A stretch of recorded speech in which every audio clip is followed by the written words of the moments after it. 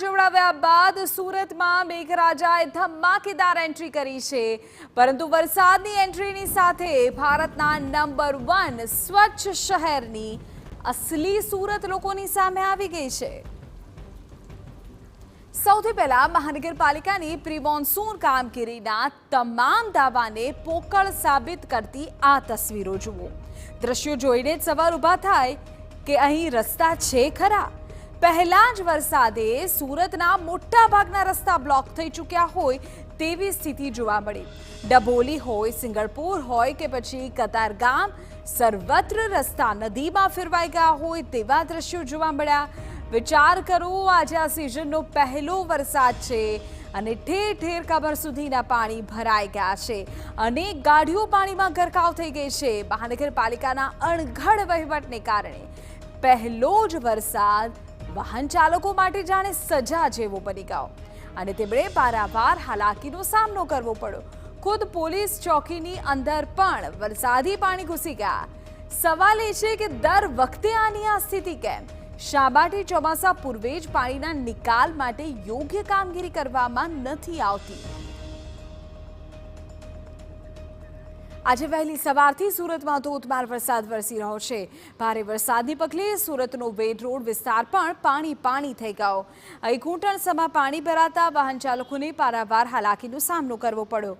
વરસાદી પાણી ઘૂસી જતા અનેક વાહનો બંધ પડ્યા અને લોકો મુશ્કેલીમાં મુકાયા।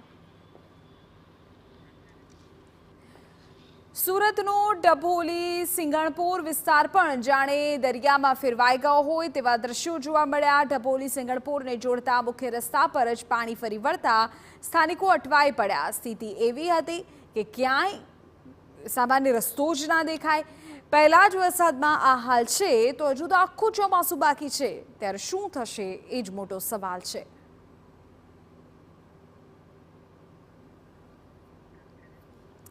વાત કરીએ સુરતના કતારગામ વિસ્તારની, અહીં પણ જાણે જળબંબાકારની સ્થિતિ જોવા મળી। નીચાણવાળા વિસ્તારમાં પાણી ફરી વળ્યા। કતારગામ હાથીવાડા મંદિર પાસે પાણી ફરી વળતા વાહન ચાલકોને પારાવાર હાલાકીનો સામનો કરવો પડ્યો। આ તરફ પાલનપુર જકાતના કાંડી વિવેકાનંદ સોસાયટીમાં પણ વરસાદી પાણી ફરી વળ્યા। 2 ફૂટ જેટલા પાણી ફરી વળતા સ્થાનિકો કફોડી સ્થિતિમાં મુકાયા। અહીં વરસાદી પાણીના નિકાલ માટે કોઈ જ વ્યવસ્થા ન હોવાને કારણે મોટી સમસ્યા ઊભી થઈ અને સાથે જ મહાનગરપાલિકાની પ્રી મોન્સૂન કામગીરી સામે સવાલો સર્જાયા। અમે આપને સુરતની આ જાણકારી આપી રહ્યા છીએ। અલગ અલગ વિસ્તારના દ્રશ્યો આપની સ્ક્રીન પર આપી રહ્યા છે, પરંતુ આ તમામ દ્રશ્યોમાં એક વસ્તુ ખૂબ સામાન્ય છે ને એ છે વરસાદી પાણીનો ભરાવો। વરસાદ સતત વરસી રહ્યો છે, પરંતુ લોકોને ભારે હાલાકીનો સામનો કરવો પડી રહ્યો છે। તમે જુઓ, વાહનોના પૈડા ડૂબી જાય એ પ્રકારે કેટલાક વિસ્તારોમાં પાણીનો ભરાવો થઈ ગયો છે। ક્યાંક કેટલાક વાહનો પણ બંધ પડી ગયા હોવાના સમાચાર સામે આવ્યા છે। જોકે આ તમામ દ્રશ્યો પ્રી મોન્સૂન કામગીરી પર સવાલો સર્જે છે। હજુ વરસાદી સિઝનની શરૂઆત થઈ છે। આજે પહેલીવાર આટલો વરસાદ પણ સિઝનમાં સુરતમાં નોંધાયો છે અને તેની સાથે જ સુરત કોર્પોરેશનનો પ્રી મોન્સૂન પ્લાન જાણે કે ધોવાઈ ગયો છે। સુરતના અલગ અલગ જે દ્રશ્યો છે એ દ્રશ્યો ચોક્કસપણે સવાલ સર્જવા માટે પ્રેરે છે કે શું આ છે પ્રી મોન્સૂન કામગીરી?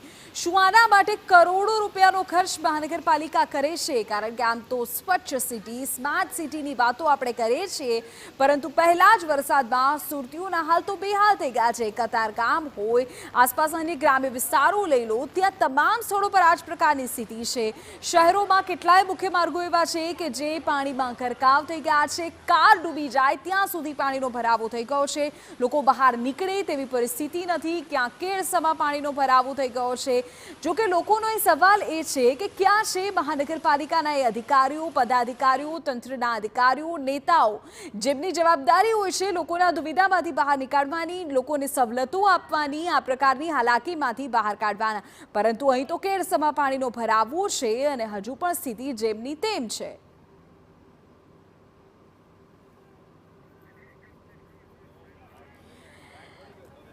સુરતની સુરત બદલી નાખતા આ દ્રશ્યો છે આપની ટીવી સ્ક્રીન પર આપ જુઓ નાના બાળકો ચોક્કસપણે અહીં અત્યારે મજા માણી રહ્યા છે પરંતુ આજ વરસાદી પાણીનો ભરાવો થાય જેના કારણે આવનારા સમયમાં બીમારીઓ પણ ફેલાઈ શકે છે અને એટલે જ મોટેરાઓ સૌ કોઈ અત્યારે ચિંતિત છે કે આ વરસાદી પાણીનો નિકાલ કેવી રીતે થશે શા માટે કોઈ ચોક્કસ કાર્યવાહી દર વર્ષે નથી થતી ગટરના પાણી પણ બેક મારી રહ્યા છે લોકોના ઘરમાં પાણી ઘૂસી જાય છે જે નીચાણવાળા વિસ્તારો છે જ્યાં દુકાનો આવેલી છે ત્યાં દુકાનમાં સામાન પલળી રહ્યો છે વરસાદી પાણીમાં ગાડીઓ પણ ગરક થઈ ગઈ છે અને આ તમામ દ્રશ્યો સ્પષ્ટપણે બતાવે છે કે અત્યારે કયા પ્રકારની સ્થિતિ સુરતમાં છે સ્વાભાવિકપણે સિઝનનો પહેલો વરસાદ છે ધમધોકાર વરસાદ થયો છે લોકોને ગરમીથી રાહત મળી છે આખરે આ જ વરસાદની રાહ લોકો જોઈ રહ્યા હતા પરંતુ આ જે હાલાકી છે એની રાહ તો સુરતીઓ નહોતા જોઈ રહ્યા આ જે પરેશાની છે જે નુકસાનીના દ્રશ્યો સામે આવતા હોય તેની રાહ તો ચોક્કસ નહોતા જોઈ રહ્યા સુરત શહેરની અંદર 3 થી 4 કલાકની અંદર જે વરસાદ પડ્યો છે અને તેના કારણે કેટલાક વિસ્તારોની અંદર બોટ જેવી સ્થિતિ છે તે સર્જાઈ છે કારણ કે સુરત મહાનગરપાલિકા દ્વારા જે પ્રી મોન્સૂનની જે કામગીરી કરવી જોઈએ તે છતી થઈ છે અત્યારે દ્રશ્યો જોઈ શકાય છે કે સિંગણપુર ડભોલીને જોડતા રોડ ઉપર આ રીતની સ્થિતિ જોવા મળી રહી છે મોટા પ્રમાણમાં અહીંયા જે હોસ્પિટલો આવી છે તો હોસ્પિટલની અંદર લોકો પણ અહીંયા જે છે અટવાયા છે પેશન્ટો અંદર છે જોઈ શકાય બીજી બાજુ જે એમ્બ્યુલન્સ છે તે એમ્બ્યુલન્સ પણ જે પાણીની અંદર જે ગરકાવ થઈ છે મહત્વની વસ્તુ એ છે છેલ્લા 3-4 કલાકથી સતત જે વરસાદ પડી રહ્યો છે અને તેના કારણે આ રીતની સ્થિતિ છે સુરત શહેરના ડભોલી કતારગામ વિસ્તારની અંદર જોવા મળી રહી છે કારણ કે વર્ષ 2006ની અંદર આ રીતની સ્થિતિ હતી તે રીતના પૂર જેવી સ્થિતિ છે તે જોવા મળી રહી છે મહત્વની વસ્તુ એ છે જોઈ શકાય છે કે આ રોડ છે આખો પાણીની અંદર ગરકાવ થયો છે અનેક સોસાયટીઓ છે તે સંપર્ક વિહોણા થઈ હોવાની સ્થિતિ છે જોવા મળી રહી છે બીજી બાજુ આ રીતની હોસ્પિટલો જે છે હોસ્પિટલની અંદર જે દર્દીઓ છે તે પણ ફસાયા હોવાની વાત છે કારણ કે આવા ઘૂંટણ સુધીની અંદર પાણીની અંદર દર્દીઓને જવું મુશ્કેલ છે તેમના જે સગાવાળા છે તેમને જવું મુશ્કેલી છે કારણ કે સતત 3 થી 4 કલાકથી સતત જે વરસાદ પડી રહ્યો છે અને તેના કારણે આ રીતની જે સ્થિતિ છે તે જોવા મળી રહી છે જોઈ શકાય છે કે ડભોલી સિંગણપુરને જોડતો 3 થી 4 કિલોમીટર સુધીની આ રીતની સ્થિતિ છે તે જોવા મળી રહી છે કે જાણે કે ડભોલી વિસ્તારની અંદર પૂર આવ્યું હોય તે રીતની સ્થિતિ અહીંયા નિર્માણ પામી છે છતાં પણ સુરત મહાનગરપાલિકાના કોઈ પણ પદાધિકારી અથવા તો જે એસએમસીના અધિકારીઓ છે તે અહીંયા જોવા નથી મળ્યા કારણ કે જે પાણીના જે ઢાંકણ છે ગટરના જે ઢાંકણ છે તે ખોલવા માટે સુદ્ધા કોઈ અહીંયા આવ્યું નથી સ્થાનિક કોર્પોરેટરની વાત કરીએ તો સ્થાનિક કોર્પોરેટરો છે તે પણ અહીંયા કોઈ જોવા નથી મળ્યા લોકો છે આટલા ઘૂંટણ કમર સુધીના પાણીની અંદર પસાર થવા મજબૂર બની રહ્યા છે જોઈ શકાય છે કે લોકો છે આ રીતે જે છે હોસ્પિટલની અંદરથી બહાર નીકળવા નજરે પડી રહ્યા છે કારણ કે સુરત શહેરના અલગ અલગ વિસ્તારોની અંદર સતત જે વરસાદ પડી રહ્યો છે અને તેના કારણે આ રીતની સ્થિતિ છે તે નિર્માણ પામી છે ત્યારે આ સ્થિતિને પાછળ જવાબદાર કોણ કેમેરામેન સંજય ચંડલ સાથે બલદેવ સુથાર TV9 સુરત